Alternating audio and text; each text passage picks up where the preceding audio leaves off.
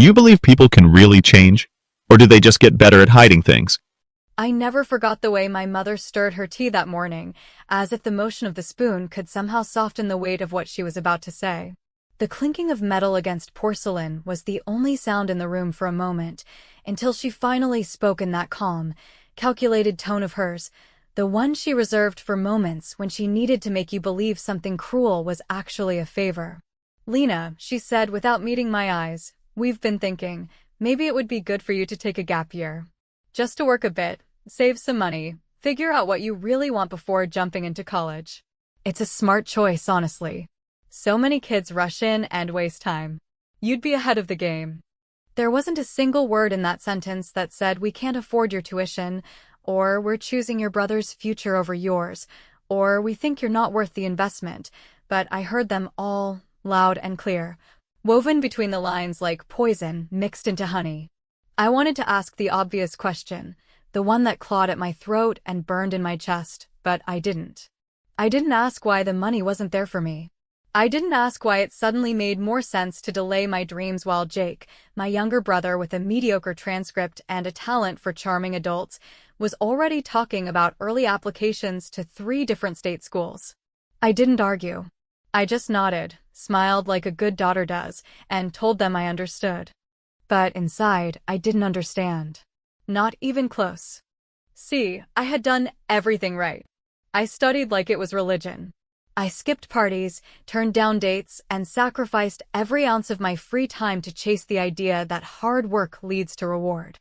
I had a part-time job at the diner on weekends, a GPA over 4.0, and a folder of acceptance letters that felt like proof I was on the right path. I had dreams that weren't just dreams, they were plans, precise and painstakingly built, like scaffolding around a future I was determined to create. And yet, in that single morning conversation over lukewarm tea and toast, all of that was erased. Not with malice. No, my mother didn't need malice. Just a calm voice and a tone that made me feel like disagreeing would make me selfish, ungrateful. She made it sound like an act of wisdom, like we were doing this together. Like family meant sacrifice. But what they really meant was, you sacrifice.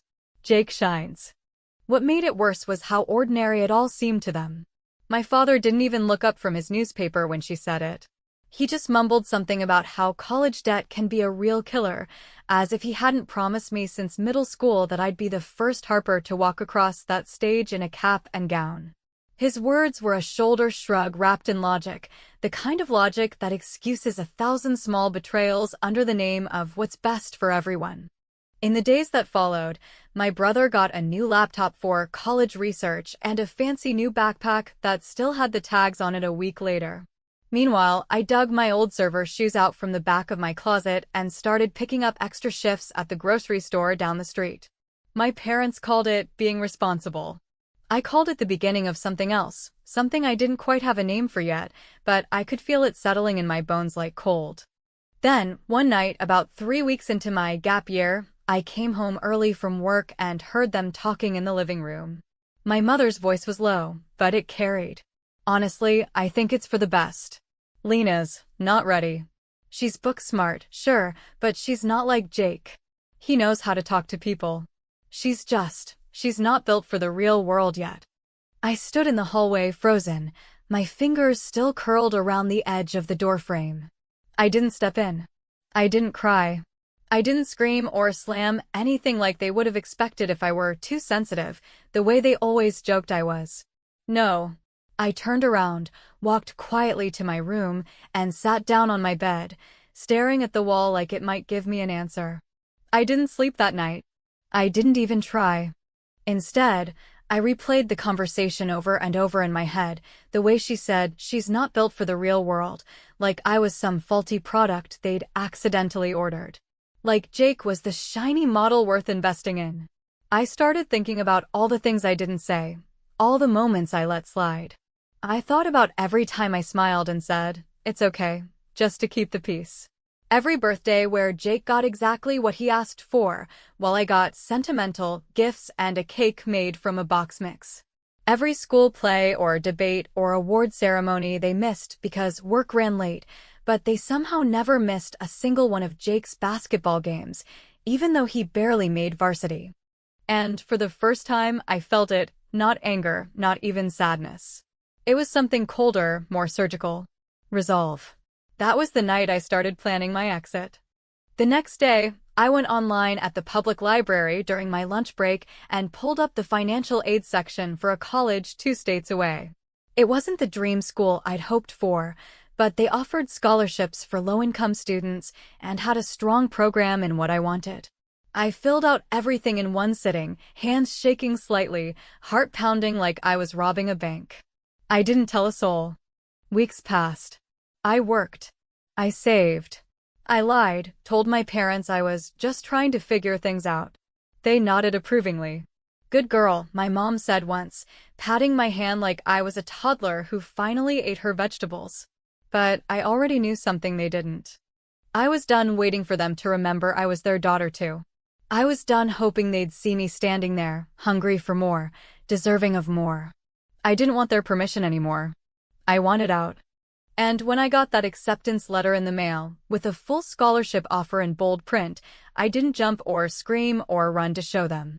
I slipped it quietly into a folder under my bed and smiled to myself, knowing something they never taught me, but I learned anyway. Sometimes, silence is the sharpest blade of all. There are moments in life when you don't just feel like you're on the outside looking in, you feel like the glass between you and the rest of the world is soundproof, 2 inches thick, and impossible to break no matter how hard you scream or how loud your silence gets. That's exactly how it felt the day Jake's graduation party was announced, printed in glossy invitations like wedding cards, gold cursive on ivory paper, with RSVP instructions and a little note that said, "Formal attire suggested." I held the card in my hand for almost 5 full minutes, staring at it like it might turn into something else if I blinked enough times, as if the ink would rearrange itself and suddenly it would be addressed to someone else, a mistake, a joke. Anything but what it actually was, a bright, shiny reminder that when they said money's tight, what they really meant was money's tight for you. It wasn't even subtle. Within days of sending the invitations, the house transformed into a whirlwind of planning, purchasing, and preparing. Mom walked around with a clipboard like a wedding coordinator, ticking off lists of caterers, tent rental companies, local DJs, and photo booth setups. There were meetings about custom cupcakes, a debate over whether to get an ice sculpture of Jake's school mascot, and even a consultation with a graduation party planner, which, apparently, is a real thing when you've got $30,000 to blow and no shame about how you use it. Meanwhile, I was asked if I could please help clean out the garage so the caterers had somewhere to store drinks, and if I could maybe grab some ice and extra soda on my way home from work. They didn't even ask if I wanted to invite anyone. They just assumed I'd be around, wearing black slacks and a forced smile, blending into the background like the hired help I might as well have been. And I did it. I cleaned, I swept, I hauled cases of soda into the garage, I cut limes, I strung fairy lights across the backyard while my brother played Xbox in his air-conditioned room and my parents fussed over centerpieces. No one ever stopped to ask me if I was okay, or how it felt to be the one who stayed behind, the one who made the sacrifice, while Jake got celebrated like a prince returning from war. They just assumed I was fine, because I smiled when they looked my way and stayed quiet when they didn't. But inside, something ugly had started to grow, a cold, dense weight in my chest that didn't feel like sadness anymore. It felt like clarity. A dangerous kind of clarity. The kind that shows you not only what people are, but who they've decided you're going to be. The day of the party was hot, muggy, and loud. The backyard was decked out in gold and navy, Jake's school colors, complete with helium balloons the size of beach balls, a live jazz band in the corner under a rented canopy, and a buffet table that could have fed the entire graduating class. My mom floated around in a cocktail dress, holding a glass of sparkling cider like it was champagne, and my dad stood near the grill with a beer in one hand, talking football with someone's uncle like he hadn't once claimed we couldn't even afford a decent pair of shoes for me the year before. And then there was me. In the same black slacks I wore to work, hair pinned up because I'd been running around all morning helping the event staff, not because I was trying to look nice. I spent most of the day behind the drink station, pouring lemonade into mason jars and adding little mint leaves to make it feel upscale.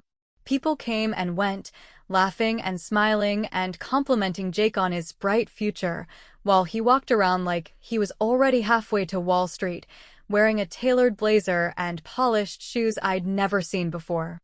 Sometime around dusk, when the band switched to slow jazz and people started taking more pictures than plates, I went inside to get more ice from the freezer. That's when I saw it. A receipt, crumpled but still legible, tossed carelessly on the edge of the kitchen island like it was nothing. $32,476. Itemized down to the last bottle of artisanal soda. Paid in full. I didn't touch it. I didn't even pick it up. I just stood there, staring at the numbers like they were taunting me, daring me to say something, to finally crack, to storm out onto the deck and shout at every single one of them that this party, this celebration of mediocrity, was bought with the same money they claimed they didn't have when I asked for one semester, just one, to start my own future. But I didn't do any of that. I picked up the bag of ice, walked back outside, and smiled when someone's aunt asked if I could top off her drink. That night, when the last guest left and the fairy lights blinked above the quiet backyard, I sat on the back steps, barefoot and sweating, watching my parents dance slowly under the stars while Jake scrolled through Instagram posts of himself, tagged in photo after photo, captioned with phrases like, "So proud of you," and "Future CEO." I didn't say a word.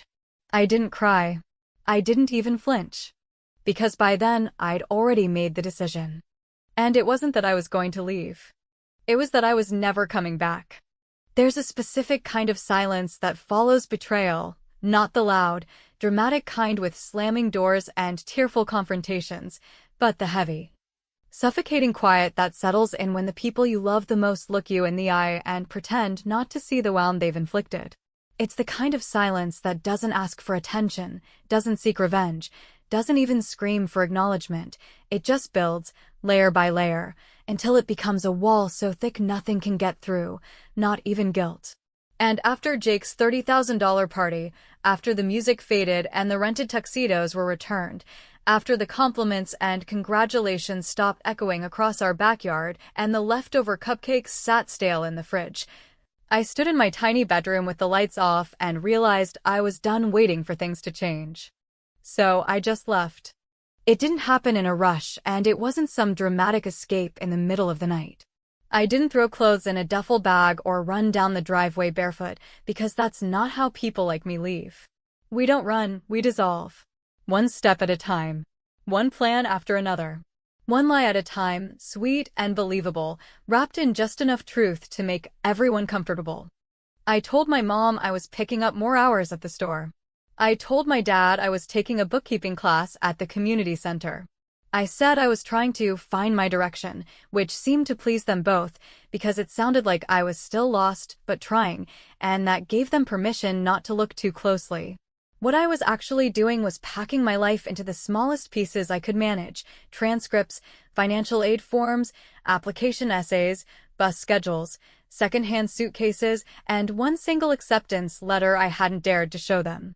I'd read it so many times the paper had gone soft at the folds, but I never stopped feeling the way I did the first time I opened it, stunned, grateful, and suddenly aware of just how far I might be able to go if I stopped waiting for anyone else to come with me.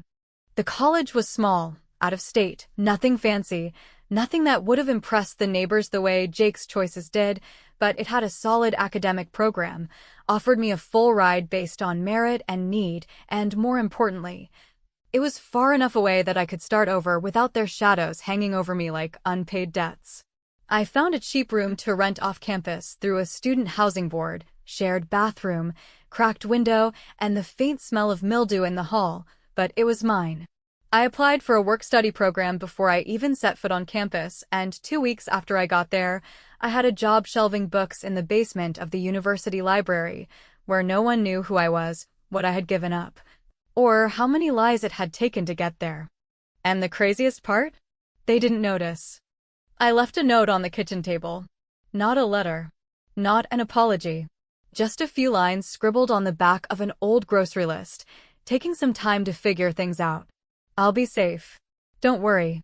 I left it under the salt shaker, where my mom was sure to find it before dinner, and then I walked out the front door with nothing but 2 suitcases, $87 in tips I had saved, and the weight of every word I never got to say pressing down on my chest like a second spine. It took them 3 days to call. Not because they were worried. Not really. The first voicemail was more annoyed than concerned, my mother asking why I hadn't mentioned any of this, saying she didn't understand what I was doing or why I would leave like that. The second was shorter, clipped, just her voice saying, "Call when you're done being dramatic." No tears. No panic. Just the same tone she used when I forgot to unload the dishwasher. That was the last time I heard from her for over a month. My father texted me once. It said, "Let us know when you land." Not where. Not why. Just when. I didn't respond. Because the truth was, I hadn't landed, I had launched. It wasn't easy, not even close. The first month, I survived mostly on instant noodles, peanut butter, and black coffee. My roommate was a girl named Jordan, loud, sarcastic, full of wild stories and bigger dreams, and she didn't ask too many questions when I said I hadn't spoken to my family in a while. She just nodded like she'd been there before, handed me a blanket on the first night, and told me to wake her if I had nightmares. I didn't say thank you. I just nodded back, because when someone gives you space to breathe without demanding your story, that's all the thank you need. Classes were hard. Not because I wasn't smart enough, but because I had spent the past year being told, in 1,000 subtle ways, that I wasn't ready. That I didn't belong. That my dreams were just a phase, a luxury, a detour. But sitting in those lecture halls, surrounded by strangers who didn't know how many times I'd swallowed my own voice to make others comfortable, I started to remember what it felt like to be hungry, not just for success, but for freedom, for recognition, for a version of my life where I wasn't the afterthought in someone else's story. And every time I aced a quiz, or got called on in class and knew the answer, or stayed up until 3 in the morning writing papers that my professors said were exceptional, I felt something shift inside me, something small and steady, like a foundation finally setting after years of instability. I didn't miss home. Not once. Not even during the holidays. I bought a cheap fig tree with Jordan, and we decorated it with paper ornaments made from pizza boxes and candy wrappers. We laughed until our faces hurt, and for the first time in my life, I didn't feel like I had to perform gratitude to earn love. It was just there. In the mess. In the noise. In the quiet. And as the months passed, the silence from my parents continued. No calls. No letters. Just a growing void that no longer scared me. Because by then, I had learned something important, something they never taught me but life had made crystal clear. Sometimes, the people who raised you are also the ones who clipped your wings. And once you realize that, you stop trying to fly in circles just to stay near them. You just take off. There's a certain transformation that takes place when you finally stop living under someone else's expectations and begin crafting a life where your value is no longer measured by how quietly you accept being overlooked. It doesn't happen overnight, and it doesn't feel like a victory march. In fact, most days it feels like you're wading through molasses, dragging the weight of everything you were never allowed to express behind you like a rusted anchor, but still. There's something sacred about building yourself from scratch, with no one to praise you, no one to notice, and most importantly, no one to limit you. That's what the next 2 years became for me. Not a rebirth, because I never really died, but a slow, steady emergence from the kind of invisibility that doesn't just hide you from the world, but makes you doubt you were ever supposed to be seen in the first place. Jordan was the first person who looked at me and didn't see a background character. From the moment I walked into that cramped apartment with the scuffed floor and second-hand furniture, she saw me, not the version I was performing, not the polite, agreeable girl who knew how to disappear when it got too loud, but the real me. The quiet one with sharp opinions and sharper pain tucked behind every smile. Jordan had a way of breaking through the silence, not with force, but with presence. She'd sit beside me on the floor eating leftover curry straight out of the container, telling stories about growing up in a house full of sisters who yelled their love across hallways. And without ever asking me to explain myself, She made it feel safe to exist without apology.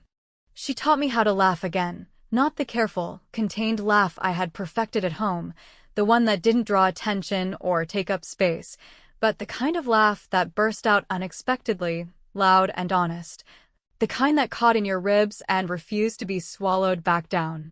And somewhere between midnight conversations about nothing and cheap bottles of wine shared on the fire escape, I realized that she had become the kind of family I had always imagined existed. The kind that shows up without being asked and listens without needing to fix you. Academically, I thrived, not because the work was easy, but because for the first time, I was doing it for me. Every textbook I opened, every lecture I attended, every paper I stayed up all night writing was a brick in the foundation of the life I was building, one that didn't include their permission or approval.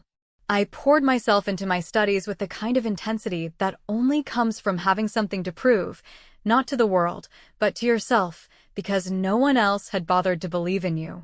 And slowly, the proof began to pile up, glowing feedback from professors, invitations to honors programs, scholarships extended because of consistent excellence, and quiet nods of acknowledgement from people who didn't know my story, but recognized the fire in my work.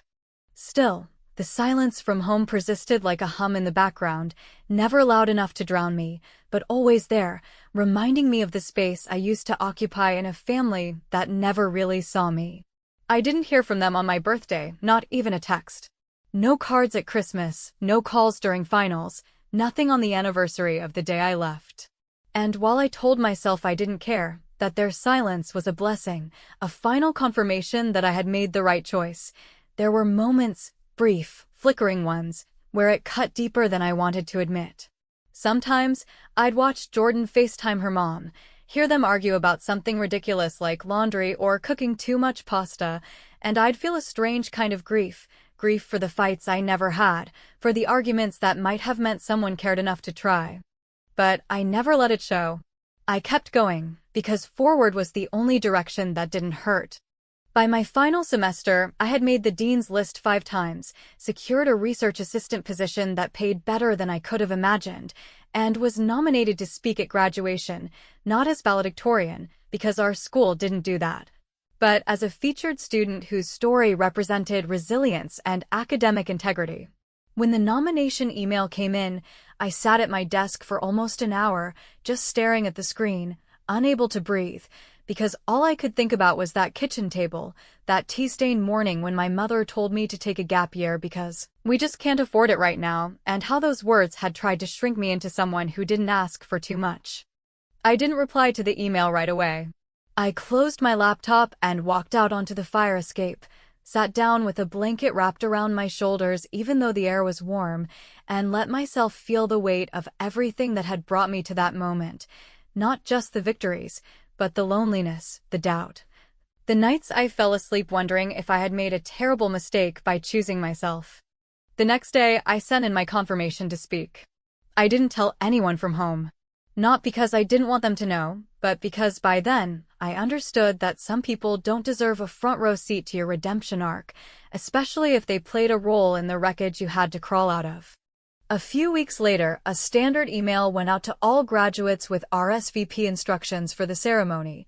List your guests, request extra tickets if needed, confirm your attendance.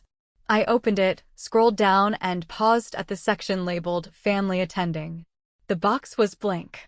I stared at it for a long time, thinking maybe this was the moment to reach out, to offer an olive branch, to prove that I had become the bigger person.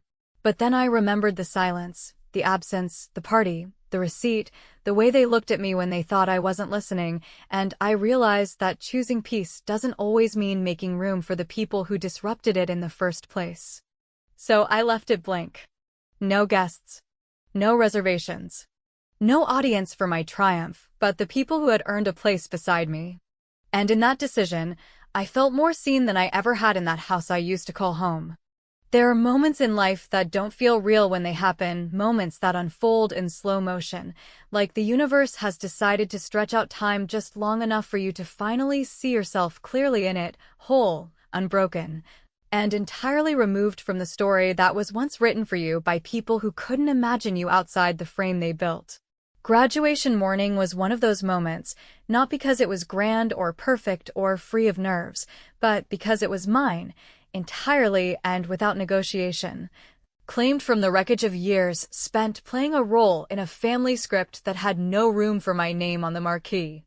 The air was thick with early summer heat, the kind that makes your gown stick to your skin and your hair frizz the second you step outside, but none of that mattered, because every bead of sweat, every cramp in my feet from the borrowed heels, every ache in my back from sleeping too little the night before felt earned, carved out of struggle and persistence, like physical proof that I had not only survived, but risen above.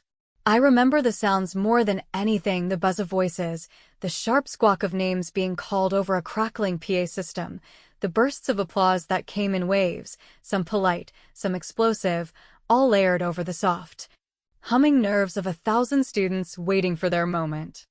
I stood in line near the back, not because of alphabetical order, but because I had requested it quietly, without drama, because I wanted to see it all before stepping forward. To witness the triumph of others as a reminder that this wasn't just about me, but about the countless kids like me who had once been told to sit down, wait their turn, lower their expectations, or, worst of all, believe they weren't worth the investment. Jordan was already in the stands, probably waving something ridiculous like a hand-painted sign or throwing candy at people's heads, because that's how she celebrated everything, with too much noise and not enough shame. And it made me feel grounded knowing she was out there, being wild and loyal in equal measure. As I stepped up to the tunnel leading to the stage, my heart started to pound in my chest, not from fear, but from the sheer volume of it all, the undeniable gravity of what was about to happen. I had practiced the walk in my mirror the night before, not out of vanity, but because I knew this wasn't just a stroll across a platform, it was a funeral march for every version of me that had begged for approval, that had studied late into the night hoping someone would finally say, "We're proud of you," that had swallowed pain just to keep peace that was never meant to include her. Every step I took would bury that girl deeper, until the only thing left was the woman who built a future with her bare hands. No blueprint, no help, just sheer will. And then I heard it, my name. Clear, steady, professional. Lena Harper. Summa cum laude. Departmental honors. It felt like the air held still for half a beat, and in that brief pause, I stepped forward, back straight, chin high, eyes locked on the edge of the crowd but never scanning it, never hoping for a familiar face, because I had let go of that hope months ago. The applause that followed was loud, louder than I expected, maybe because Jordan had rallied half the dorm, or maybe because it was finally my turn to be seen, but either way, I walked across that stage without faltering, shook the hand of the dean with a smile that wasn't forced, and held my diploma like it weighed everything I'd carried to get there. But just as I descended the stairs on the far side of the stage, diploma clutched in one hand and my other wrapped around the railing to steady myself, I caught a flicker of movement out of the corner of my eye, commotion, security radio chatter. A voice raised in panic that didn't match the celebratory hum of the crowd.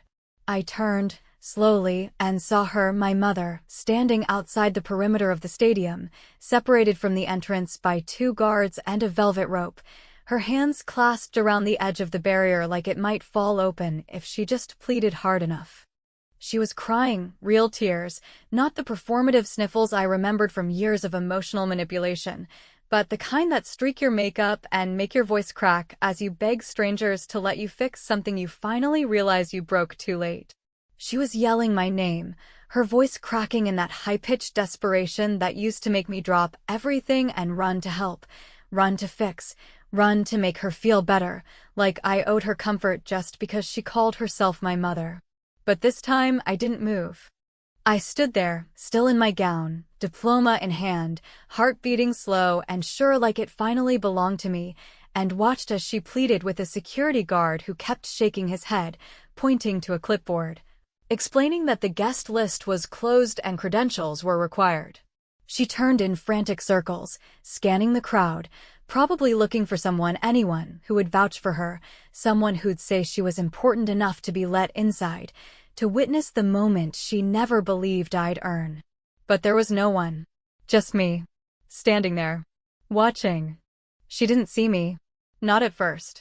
She kept looking toward the stage, not realizing I had already crossed it, already claimed what she once said wasn't possible, already lived the moment she had denied me with her silence and her budgets and her endless, exhausting preference for my brother's comfort over my own future. And then, somehow, through the crowd, her eyes met mine. For a moment, time stopped, not metaphorically, not poetically, but in that strange, surreal way where the rest of the world fades into blur, and all you can see is the face of the person who shaped you by trying to silence you. Her mouth moved, forming my name again, softer this time, less desperate, more stunned, maybe. Or afraid. Or both. I held her gaze for exactly 3 seconds, long enough to see the recognition in her eyes, the widening shock that came not from seeing me on that field, but from realizing I had done it without her. And then I turned away. Not out of cruelty, not out of vengeance, not even because I wanted to punish her, but because that moment wasn't for her. It was for me. For every version of me she ignored. For every dollar she said she didn't have. For every moment I needed her and got excuses instead. I turned away because the loudest kind of triumph is the one where you don't need to say anything at all. You just keep walking. I didn't wave. I didn't pause. I didn't cry. I stepped into the crowd of my peers, surrounded by the cheers of strangers and the warmth of a life I built on my own, and kept moving forward, diploma in hand, head held high, heart finally free. And no, I never called her back. Not after that. Not ever. Because some doors, once closed, should stay that way.